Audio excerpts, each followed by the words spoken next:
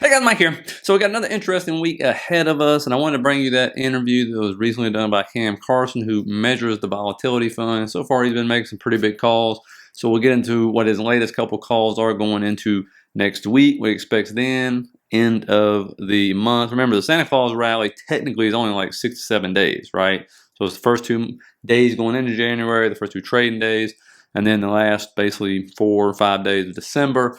And then, of course, we'll have a big OPEX coming up in January to pay attention to, because a lot of people, what they're calling this is melt up, blow off top. You've heard all these terms, right? So you'll maybe hear him talk about that as well. And then we'll go into something else we got to watch out for. That, the question is, when's it going to come back in the market if it does? And if it does, that is a huge, huge amount of fuel to push this market up even more. And then we'll go through a couple of charts that definitely ones I'm going to be watching out for this week on a breakout for sure. And so let's first listen to him. And I edited this way down for you guys to get to the meat and potatoes of this. So take a look. Let me know what you think in the comments. Now we're up 24%. 24% for the year. 24% of a $100 trillion market. That's $24 trillion of new collateral. $24 trillion. We can talk about how much gets reinvested Jan 1, but about 20% of it just came in the last month and a half. You view that as now like capital being put to use, but that would require people selling their positions, right? Is that, or No, you're saying just on the margin they can now just pile on? People, not everybody, but for the most part, people try and keep risk when their investment risk constant. Okay. And there is a ton of leverage in the system. Everything's built on leverage. Sure. But that leverage, once you go up, needs to be re-leveraged at the new levels. Okay. Because there's leverage in this system, that amount of money now has to go back to work. Right. So we could argue how much of it goes back to work when, but that's new money. It's sort of like a second derivative type of thing where the speed of the ascent moves up because you're being able to put on more margin and leverage. Think of it as a real estate investment. If you have 25% down, right? 75% up, all of a sudden the value goes up. You need to take that money out and reinvest if you're going to get the same returns with the same appreciation. And that's how it works in the system. So that's a critical part of the system. It's a momentum driver, and it comes, and there are windows where that gets reinvested. First of the year is by far the biggest. That's the biggest driver of the Santa Claus rally and January effect historically. So not only will we see a round trip, it's not going to happen as quickly this time around, to be clear. Okay. But I definitely think that we'll be higher than 5% by the end of next year. Oh, I was just about to ask you to give me a next year 10-year call, and you got ahead of me. I love and this one will be more interesting because it'll be steepening. I think the cyclical reinvestment here will really stimulate going forward. People will start picking up on that on the longer end of the curve, whereas the pivot itself will bring down the front of the curve a little bit. You're making me feel good because yesterday our social media guy literally tagged my closing segment with, is this guy lost his mind? Because I took the green light off my bond risk radar because it seems like a moment where the curve should re-steepen. Secular inflation is embedded. It's a function of deglobalization, populism, competition globally. These are things that are not going away. This is not the last 40 years economy, right? This is a demand side economic model. You better believe fiscal policy is on the way next year. And that's all. And by the way, there's already a lot in the tank. You don't need much more. If we're now monetary policy pivoting, guess where things are going, right? You're seeing it today. You saw it yesterday. That's where things are going. And that is not deflationary. All right, the crumbs that your fans are wanting. So let's come back into the nitty-gritty details here of the timeline. The window of weakness that you told me you saw when we last spoke was Jan 16th or 17th, you said? January 17th is VIX expiration. Okay. That 17th into the 20th, the end of that January expiration would be the time where you should really be, if all the signs are there, which they continue to be, where you should be looking to kind of exit longs and get short. Okay, so we can ride it a little bit here, you think? Yeah, just like we've been riding it, I think you've got to be constructive for now. That doesn't mean you're not going to get pullbacks along the way. In particular, right now, I would expect post-expiration, and I think this is an important thing, everybody is getting a bunch of implied volatility as December expiration expires tomorrow morning. Okay. Why is that? December expiration is higher. There's been a lot of demand, a lot of open interest. It's easy to sell out what's high and buy a week or 2 weeks behind it, right? So as that decays away, as we're seeing today, then everybody decays into very cheap implied volatility. If you can own a 8.5%, 9% implied volatility in January 3rd, January 5th, very low implied volatility and then fund it with selling a 12, a 14, right? Guess what? The one you decay into is even cheaper. So people are getting very, very long implied volatility after today. There's been a bit of short vol right in that, in gamma, in that now it's a 0 DTE, right? But as that expires tomorrow, vol will be lower. Everybody will be decaying long, and guess what? Here come the holidays. So expect the next week or so to be very low vol, not what we've seen the last couple of days in terms of realized vol. Some digestion again, a little pullback would make a lot of sense here. But if it just kind of digests like it has every other time, expect another run before the end of the year, and then again into January 17th. If we get up near those highs, which we're starting to tease it, I think it'll be a little bit slower from here on out. But if you start to see that again in another push into January 17th, that would be the sign. And the thing I'm really looking out for is when are all these money market funds, at least a percentage of them going to come back in the market? There's like $6 trillion sitting in money market funds. And if yields and everything and rates start to drop coming up this year, are people still going to hang out in there or start rotating back into the stock market? That's the big question now. And so before we look at that chart, guys, please hit that like button for me. Really appreciate it. It helps people find the video. And think about subscribing because my new goal going into 2024 is to hit 100,000 subscribers. So I could use your help on that. Appreciate all your support, guys. Looking at the indexes here, real quick, you got SPY. Obviously, good support right there around 463. If we end up getting a pullback right there, you can see, obviously we've been, overbought, overstretched. Because obviously you got the shorts getting crushed, so they're covering everything. And then you got FOMO coming in, all this good stuff. And there's all-time highs, right? So 2% away from that. Put in the comments you think we're going to hit it by year end. I would be honestly stunned at some point in time if we did not. Again, it might be a little slower, as Cam said, but I would be surprised. Then you got the Qs even closer to all-time highs.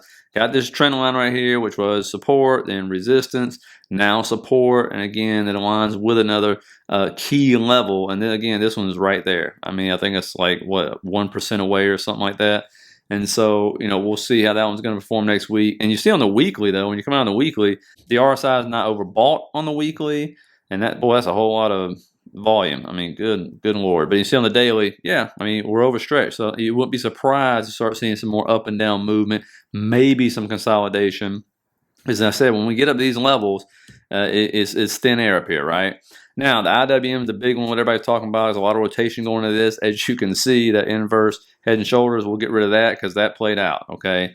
Again, you got some big gaps. You got some big fair value gaps there. And for me, like I said the other day, I'd love to see us come back down, test that trend line again that's been moving up, and then bounce from there because that would give you a much more healthy move. And when we pull up the MACD, we pull up the RSI, again, this has been getting a lot of love. And the IWM is not like the Qs and the SPY. It normally does not stay overbought for long periods of time. And you can tell they are overstretched for sure because they have just been piling in to these companies and this ETF and the leverage ETFs and everything else, everybody and their mother, because it's just underperformed so much this year. So that's what I'd like to see. Again, it hadn't even hit the 50% of the retracement from its all-time highs when we did the pullback, right, of 33%. Now, you look at Tesla this week, that's definitely going to be on the watch list. You can see on the weekly, you've got that bullish MACD cross. RSI on the weekly is over the 50, so nothing bearish there. It closed above November's highs. I think it fooled a lot of people, and they thought it was going to close below it. And then in the last 30 minutes, it made that charge up to close above November's highs, which is, a key level for this. And I think what you're looking at here for is really around 258 if it's going to go ahead and move up to 260 if it fills that RTH gap. Got some fair value gaps that could draw it up full liquidity because Tesla loves to react off those. And usually when it moves up into a fair value gap or even an RTH gap, it'll sell back off, it'll react and get a sell-off right there, a pullback and stuff. If it does decide to pull back, again, if we don't start getting the bullish call flow and stuff like that coming in there, then most likely that's when you look at that trend line right there. So between 235, 243 is going to be decent support for it for sure. Before it gets that bounce, we'll bring up the moving averages. You see the 100 right there, sitting around 241. And then if we end up bringing in the volume profile, you can see where that support is going to be as well. And so it's right there around that 100 as well. So anywhere in that area is where you're going to end up getting support. Again, a lot of eyes will be on Tesla this week because it had a very big fake out to a big move up, obviously. And that's how Tesla loves to move. Now, Amazon's another one. I've been looking at this forever. That trend line, it just keeps butting up against it, bumping up against it, bumping up against it. And if it finally breaks through, we can finally push through this, maybe even get a bounce off of it. You can see it's in that basically volume gap right there. You could easily see anywhere between 163 to 170 is what people are going to be looking for this one. And so we'll see if it finally gets. I've been waiting on this. It seems like forever now. But again, it seems like it's ready to move. Now, oil, watch out for oil, because it seems like you see the RSI showing a little bullish divergence right there, getting the bullish MACD cross, sitting there on support, getting the bounce. This trend line, I think, is going to be pretty much key to see if it actually breaks out or not. And again, whole boatload of resistance above it. And I think for me, I was really going to predict oil would get down to 66, but you can see with the stuff that happened last week, oil went ahead and got a move up once some Chinese economic data came in, some other things came in as well. So let's see if that continues to get a bid or not. The US dollar came down, touched that trend line, got a bounce for sure, no doubt. Still looks bearish as can be to me. But again, got that third touch on that trend line right there from 2021, and boom, you get your bounce right there. So some people are calling for this to rally some. We'll have to see with everything going on with Japan and what they're doing with the yield curve and all that stuff. And again, I'll put this trend on here because it's really just kind of wedging, but I can't imagine this is going to take some gigantic move up. If it does, it's going to hit that fair value gap we talked about a couple weeks ago and probably sell back down. But again, if it does get the bid, expect that to put some pressure on equities.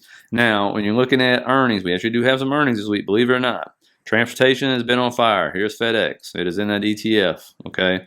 And so FedEx will be out Tuesday. You'll get General Mills, a lot of stuff about the economy and basically us, right? And then you'll get Micron. That was expected to do a nice move this year. And then Carnival Cruise Line, Cintas, CarMax, Paycheck, and then Nike, which I believe has been getting a pretty good bid lately. But we'll see what they got to say about China more importantly, because they're doing a lot of business there. Economic data, not a whole lot this week, right? I mean, Monday, I don't see anything that's going to affect this. Tuesday, when I start to scroll down this, I mean, I don't know what the New York Fed Treasury purchase. Maybe, I don't know, that shouldn't do anything. That's 2.5 to 4 years.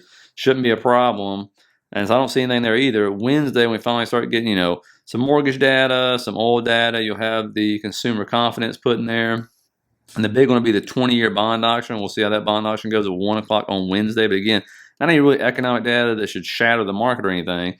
Then you'll get your jobless claims, your core PCE, GDP numbers will come out as well. Philadelphia Fed manufacturing. People care about this more than that New York State manufacturing just because there's more manufacturing done here. You get that one. I think you also get the Kansas City Fed manufacturing data as well at 11 o'clock. So all that stuff comes out after the market opens. And after that, I mean, it shouldn't be. Those bill auctions of 4-week, and I think the 5-year tip shouldn't be a problem. And then Friday, we'll get core PCE month over month, year over year. End up getting PCE price index month over month. This is the headline of it. And then personal income, and then personal spending, and then Michigan consumer sentiment. And so really not economic data out there that's, like we've been running through. It's pretty light, right, compared to the other weeks. No kind of earnings that should just oh, man, shock the markets. We just got to see if this week coming up, leading up into the Christmas holiday, are we going to get some consolidation, or are we still going to get more short squeezing going on, right? That's what you got to find out. If people are going to be profit taking, or do they want to actually ride into the Christmas holidays, into the short week next week, doing that? Because people are up big, right? I mean, I think we've all been taking profits on something, right? People are buying triple lever ETFs and not bonds, but the options, call options, things like that. And so, yeah, I mean, that would be normal. And then prepare for that Santa rally, which again usually lasts 4 or 5 days, December, first 2 days of January, and then going from there. So put in the bottom what you think and what you're doing. Hope you guys got something out of it. Please hit that like and subscribe button if you did. Appreciate all you guys who watch, and I will see you tomorrow.